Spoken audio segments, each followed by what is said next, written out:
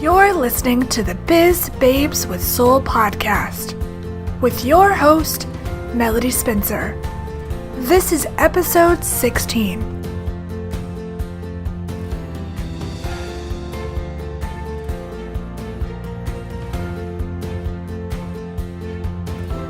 Hey guys, welcome to the Biz Babes with Soul podcast. I'm your host, Melody Spencer, and I'm super excited to have Emily Walker here.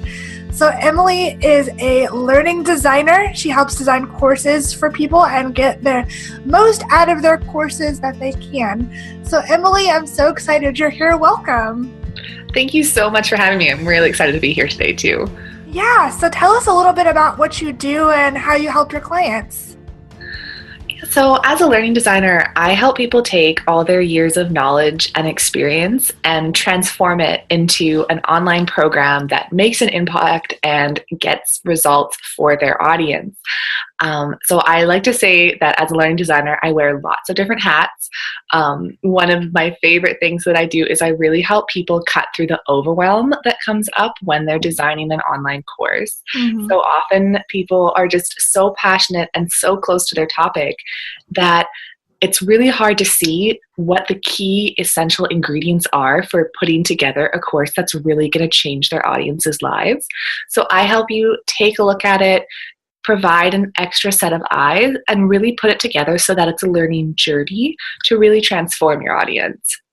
Wow, I love that, learning journey, because you're right, it is really overwhelming to create a course. I created my first course back in January, and it took a lot of time. And in the end, I was like, this is okay, but do I ever want to do this again? Because it's so much work.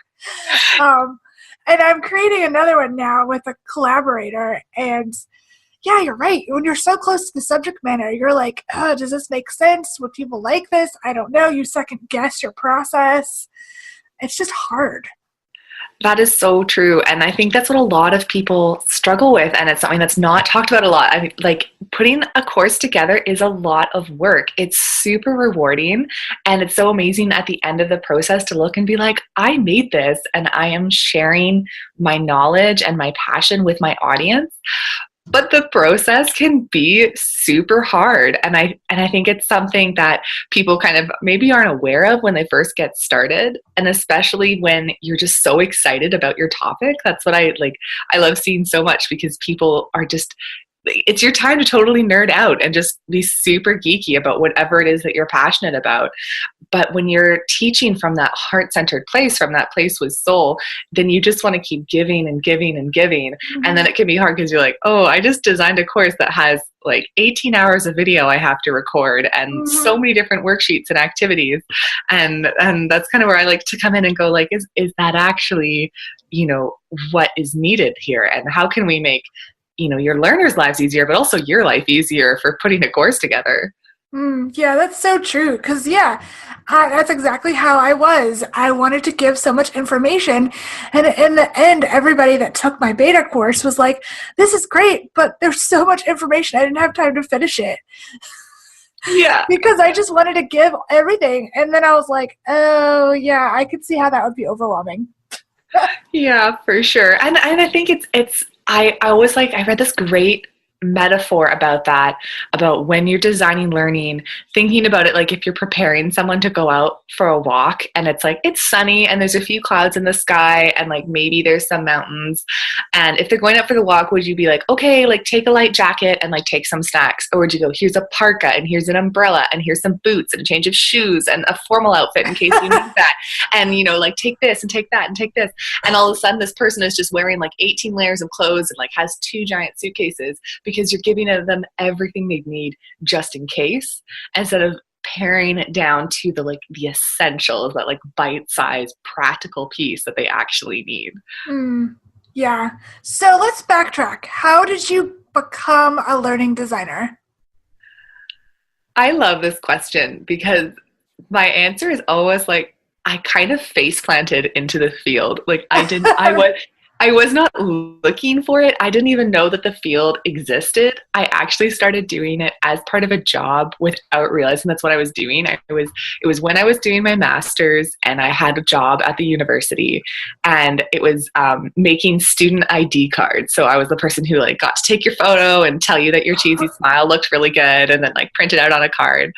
And part of that was we were transitioning to all this new software, and everyone was freaking out because they did not know how to use this new software, and we were about to have something ridiculous like 3,000 new students come in September. And so I told my manager, I was like, well, what if I put together like a guide and then like some face-to-face training to help the staff with this transition? And she's like, oh yeah, go for it. And I was doing it and I was like, man, I love this. Like, this is so fun. Like, I was like, I like looking at all the things that people have to learn and like putting it together. And so I was doing it, and I was like, oh, I really enjoy doing this, but I didn't really think much of it. And then through just kind of this like really like series of serendipitous events, I was out for coffee, and someone that I knew from elementary school, Oh, wow. her mom was like walking by, and I started talking to her, and it turns out that she's a learning designer. And she was just kind of catching up with me and like telling me what I was like, asking me what I was doing, and, you know, telling me what she was doing. And I was like, wow, like that's so cool. Like I just kind of did that without knowing what I was doing, and I really enjoyed it. And told me, she's like, well, my partner's going on mat leave. Like, do you want to like have some work? Wow. And it just kind of the rest is history. I was working with her, and it was just like, it was just such a series of it was just a really good example of like kind of universe synchronicity working on my side, being like, this is a field that just lights you up from the inside out, and like, let's just move the pieces to get you into it. Yeah. Wow. That is very serendipitous. So from that place, how did you become an entrepreneur? How did you say, oh, I'm going to own my own business? Well, how it worked was working with this woman. It was subcontract work. So I was technically tiptoeing into the field of running my own business without really knowing that's what I was doing. Like, can you sense a theme here?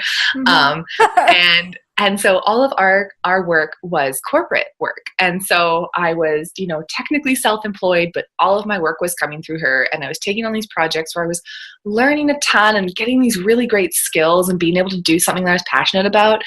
But the content of the training and the learning that I was designing was not exactly super fun, because it was all like compliance training and, you know, very corporate, and just not as much room for creativity. And I'm such a creative person. And so I started kind of putting my feelers out. And I had this very brief moment before I got into learning design where I thought I wanted to be a brand developer. And so I got super into like, you know, the style boards with the nice logos and the fonts and the color palettes and all those things. And so that really opened the door to me to the online entrepreneur world. And so while like part of my brain was thinking like brand developer, online entrepreneur, and then learning designer, corporate, you know, in Victoria where I am, and all of a sudden I was like, what if there was a way I could connect these two things? And so I was kind of like grappling with it and trying to figure out a way that would work. And meanwhile, this was just as the wave of like online courses was really starting to wash over the online entrepreneur world. And I saw all these people creating these courses and wanting to create these courses. And I saw tons of resources available on how to market a course and launch a course and have a really successful launch. But I didn't see a ton of resources on how to actually design a course that supported the learner. There, you know, that wasn't just, here's how to outline your modules, or here's how to validate your idea. There wasn't anything about, you know, how do you put an activity together so that the learner can really get the most out of it? Or how can you structure a course so that the learner stays motivated and doesn't drop off? You know, or all these different things that I was really applying in, I will say the real world, but you know, everything's the real world, but you know, in my day job. And so I was like, that's it. Like, that's what I want to do. It's like, I want to share this, you know, theory-based and all the information and the psychology and all the stuff that's going into designing adult learning in the corporate and the academic world, and pull it through a filter of taking out the jargon and turning it into just normal talk and making it accessible so that anyone who wants to be able to, teach from their heart and share what they know and love with their audience can. Wow. Yeah, that's so great. You're right. I don't see very many people doing that. There's a ton of courses that are like, here's how you decide on a course idea, and here's how you market your course, and all that. But no one really says, like, okay, let's really think about it in this creative, heart-centered way. So that's awesome. I love that. It makes me so happy just talking about it. Like it's something that I'm so passionate about and I love so much. And I like being able to see that it's something that can really help people and help them when, like you said, when you're experiencing that overwhelm designing a course, or maybe you already have a course and you're noticing that a lot of your people aren't finishing it, being able to look at it with that critical lens and go, well, how can I make this better so that everyone can get the most out of it? And then you can turn to all those other amazing resources about launching and marketing, because there's so much great information in those. They're just addressing a different need. Mm-hmm. Yeah, absolutely. So as an entrepreneur, what has been the scariest, most overwhelming thing that you've found? Ooh, that is a great question. I don't know if I could say just one thing. Oh, you can say as many as you want. You don't have to narrow it down to one. Yeah, I think as an entrepreneur, one of the scariest things is just knowing that it's all on you, and being able to tune into that trust and knowing that you have all that you need within you to really create this business that you dream of and this life that you want. And on one hand, that's really empowering. And on the other hand, that's really scary, because if anything goes wrong, it's on you. And I think that it's such a roller coaster of, feeling really confident and feeling like you're rocking it, to feeling like you're full of self-doubt and what are you doing? And especially when you have people who aren't entrepreneurs in your life, or who don't know about the online business world, this cannot fathom a world outside of a 9 to 5 where someone else is in charge of your paycheck. And so definitely when you add in the financial pressures, there's just quite a few different things to keep in mind. And so I really think it is that mindset journey that I think we like to tell ourselves we'll get to a certain place and then we'll be like, yeah, I've got this. I feel super confident. But I think there's always going to be those little self-doubt bugs just kind of knitting at you on the occasional day. Mm-hmm. So how do you deal with those self-doubt bug gremlins? How do you deal with those? Like, do you have a practice, or do you just try to tell yourself you're awesome every day? I love the self-doubt gremlins. I'm totally using that. That's amazing. I think it's definitely something for me that changes each time I'm having kind of one of those, downsides to the roller coaster. I think there's so many different things you can do, and really finding ways that work for you and not relying on, I think there's some people where affirmations really work for them. And for me, I find I tell myself an affirmation and that self-doubt gremlin's like, you don't believe that. That's not working for Yep. you. Uh-huh. But there's definitely, I think really find strength in my community, in the sense that being able to reach out to people I've connected with through coffee chats and just be like, hey, like I'm like having a day and I want to chat about this. And, I'm really lucky because I'm in a fantastic mastermind. And so we really support each other. And whenever I'm having those days, you can just reach out and just chat about it and really try to get to the heart of the problem.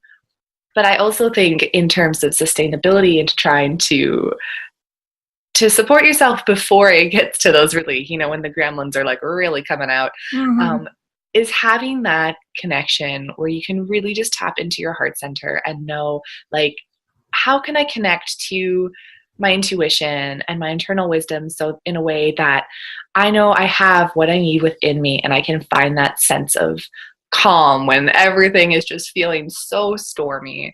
And so I know for me, yoga is just such a huge part of my life, because that really is when things are just totally going nuts. I know I can just find that place of calm on my mat. Yeah, it's yoga is so grounding, and it can really just help you kind of take all that stress out and just reconnect with yourself. I love it. Yeah, I Mm-hmm. totally agree. Mm-hmm. Yeah.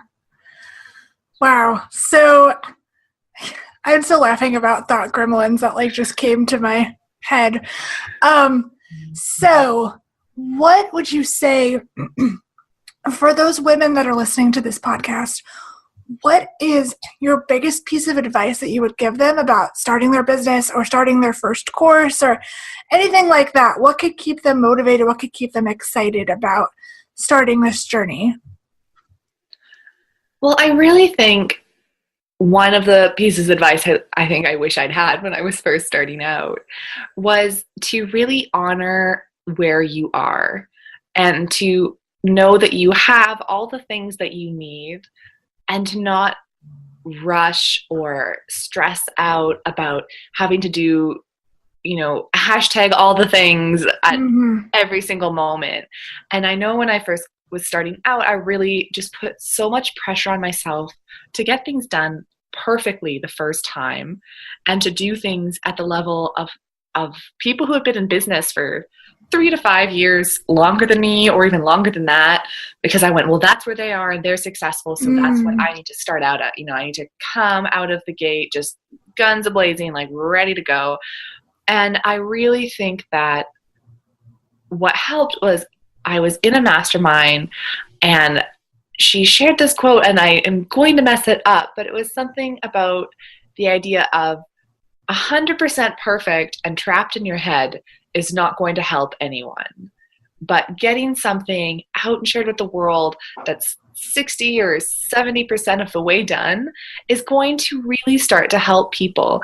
And so don't get caught up in that stress of perfectionism and feeling like you're going to be able to get things right the first time, because even if you were the most perfectionist person on the planet, and I say this as one of them, you it's not going to be perfect, because there's no such thing as perfect. And that's what I always like to say. One of my mantras is practice makes progress, because everything you do is progress and is moving forward, and nothing is set in stone.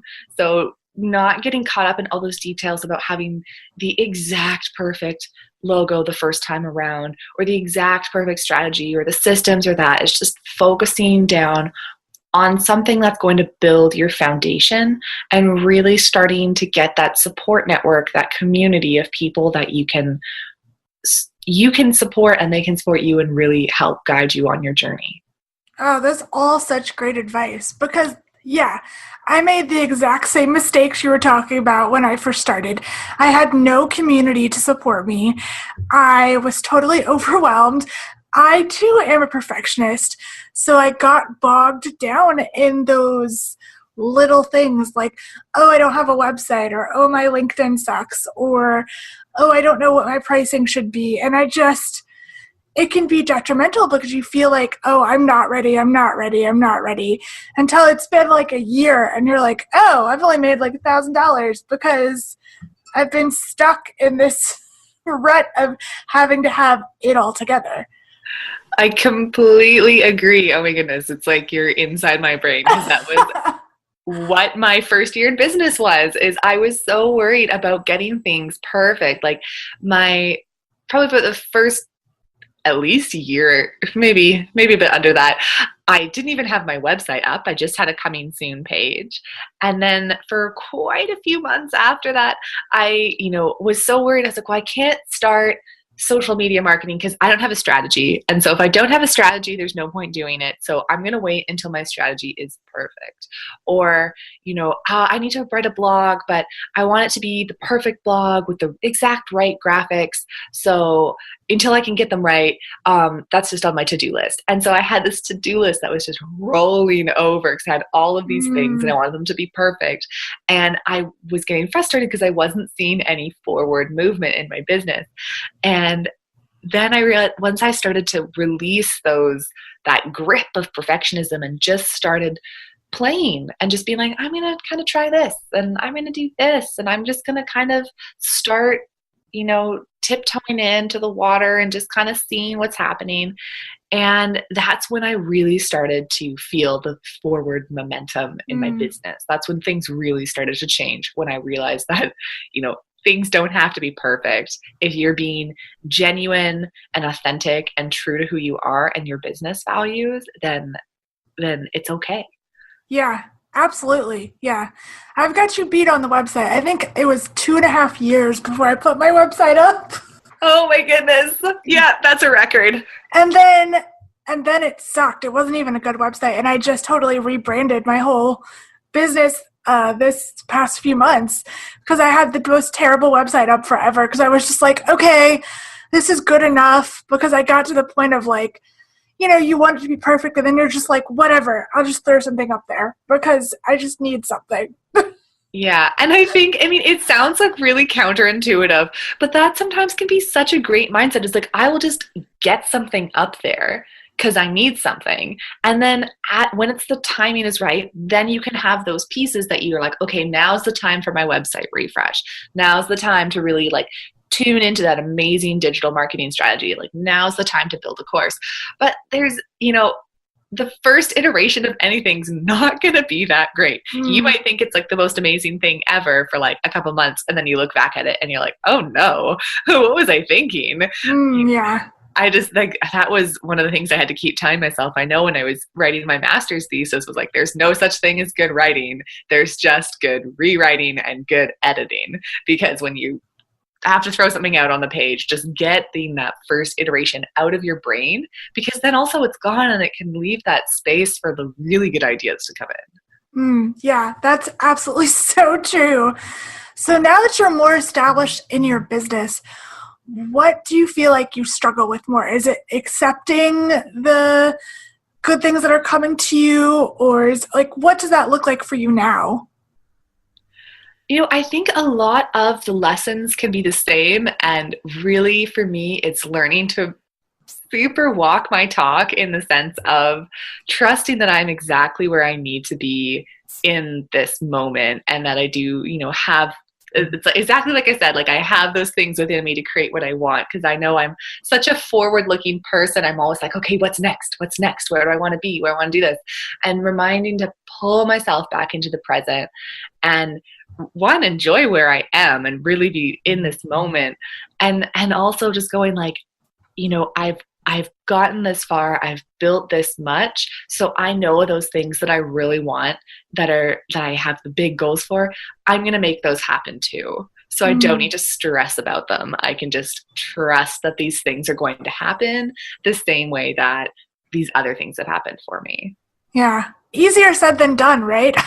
Oh, so much easier said than done. I know. I definitely needed a reminder. I had my tarot cards read the other day, and I got the Magician for my present card, which is, very much that thing of like, here's all the ingredients you need out on the table. Here are these things. He is ready to just cast that spell and make magic happen. And I was like, yeah, I needed that reminder. Like, definitely needed to kind of ground myself into this truth that I carry around with me, that sometimes it's really easy to lose that when have your head stuck in the future. Yeah, that's so true. So if anybody wants to work with you, how can they find you online? So the two places that's best to find me is definitely through my website, which is coursewellness.com. And if you go to coursewellness.com/wheel, there's a gift that you can get. I designed a little tool for you to help people who are either have a course that's almost all the way designed, or maybe one that's already built. And that can really, it's a way of making sure you're designing holistic learning. Nice. So that's a nice little gift you can get. And also, I love Instagram. Instagram's a great way to connect with me. You can, reach out. You can use my hashtag Course Wellness, if you're really feeling like you're putting together a learning experience that is just, you're so excited about, you want to talk about. And I love it when people reach out to me and tell me what they're working on. That's awesome. So do you have anything else you'd like to promote or talk about before we wrap up? I mean, I have my podcast, but I think that probably just focusing on the wheel is good. I think just based off of what we talked about today, don't need to go super promotional. Fair enough. Just wanted to give you a chance. Well, Oh, thanks. thank you so much for being here. This was super fun, and I've learned a lot about the course design process that I didn't even think about. So I hope everybody else gets the same information and the same insight that I did. Oh, well, thank you so much for having me and for this amazing conversation. It's just so great to really get to that authentic place. And so I really appreciate that you're creating this nice place for us to talk about these great things so that we can really just get the truth out there to people.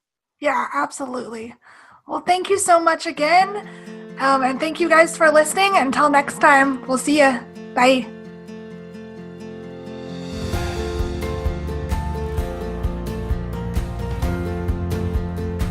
Thank you for joining me for the Biz Babes with Soul podcast. Don't forget to like, subscribe, and share with your friends. To learn more about me, Melody Spencer, and the show, please visit swiftlysocial.com.